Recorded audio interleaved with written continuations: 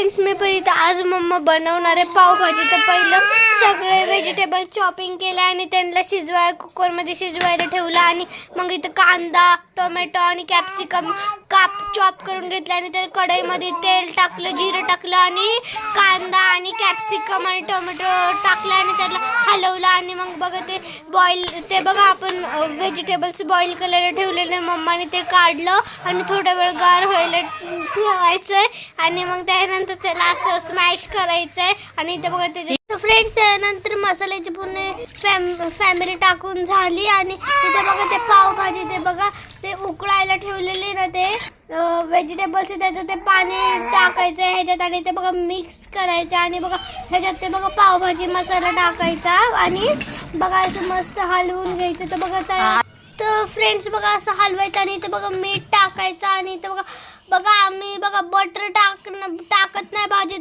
कधी पण. बघा भाजी बनल्यावर आम्ही खात असेल तेव्हाच जेवढी लागेल पावभाजीमध्ये बटर तेवढंच देतो आणि बघा आमची पावभाजी तयार आहे. मला तर खूप आवडली फ्रेंड्स. बघा आता मी खाते तर मला खूप आवडली मम्माच्या हातची पावभाजी. तुम्ही पण एकदा बनवून बघा. Thank you friend, bye bye.